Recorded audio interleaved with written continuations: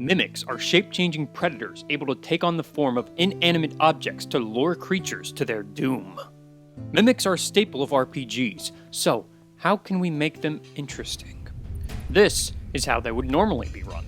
You open the chest, and suddenly, you find your hand is stuck to the top of the lid, and inside the chest, all you see are rows and rows of vicious teeth. A tongue shoots out of the chest towards you. That is an 18 to hit. Pretty cool already. It works as a simple encounter, especially if your players have never heard of Mimics before, but pretty much all players have, so let's see what else we can come up with. Mimics, by their very nature, tend to make players a little too on edge, especially if you have one near the beginning of a dungeon, and it can have repercussions for future dungeons as well. You want players to think about what they're doing and be careful, but not too careful. Mimics normally have virtually no way of being detected, but some kind of indication that a mimic is nearby can be a good way to counteract these problems. You continue through the dark cavern, illuminated only by your faint torchlight. Yes, Justin, I know you have dark vision. You come up upon two humanoid figures laying on the ground. You hear a faint sizzling sound as you get closer, and the air is filled with an acrid smell. You turn one of the humanoids over, revealing an elven face, completely burned off with teeth impressions throughout the skull. You back away, and strings of sticky slime peel painfully off your hand. It's a gruesome sight. Suddenly, you hear a soft voice come from the other person. We just wanted to see what was in the chest, but it bit and burned us. Is Marty alive? You look down at Marty, the elf with a missing face. No, he is very much not alive. The figure slowly rolls over to face you and their dead companion. This person also has burns across their face and a partially exposed skull. We were looking for the orb. I'm guessing that's the same reason you're here. And we actually found it. But the chest took it when it attacked us.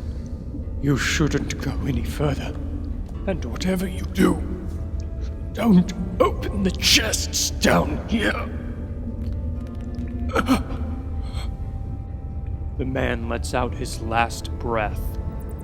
And you look up to see a chest, ominously sitting in the corner of the room. You approach it cautiously, your 10-foot pole out in front of you. You poke it. Nothing. It doesn't appear to be trapped.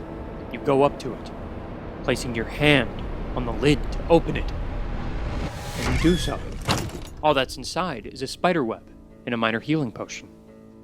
But in the next room, you see another chest. And in the next room, another. Will you find the orb you're looking for? And if so, what will be waiting for you there? Why did the chest want the orb for itself? Mimics don't have much lore and backstory to them as far as I can tell, so it can be fun for us and the players if we come up with something ourselves. As you go to open the door to the next room, suddenly you hear a voice ring out from your left. Hey! Yeah, you! Hey! You turn and see one of the barrels nearby has sprouted teeth and a tongue, and its drool slobbers onto the floor beneath it. You're not supposed to be going in there. Master has forbid it. If you go in there, I will have to inform Master. Who is your master? The one who turned me into this. The slimy, slobbering Pelton Xanders. As the barrel says this, more slop from its tongue drips onto the ground, beginning to burn a hole in the stonework. Ah, that's actually who we're here to see. So, if you could, please let us through. If I do that, Master will turn me into something far worse than just this barrel, as is his right. For I have wronged him, and I deserve this punishment, but I will not wrong him again, so you can't go in. What if we were to free you from this form? Impossible. You would need to collect all 3 fragments of my heart from across this cavern and use powerful magic to bind them together. Completely and utterly impossible. So therefore, no, you are not allowed inside. Will you be able to free the barrel mimic? How will you summon the magic needed? What other nefarious creatures has Pelton Xanders created to guard the barrel's heart? What will his true form be?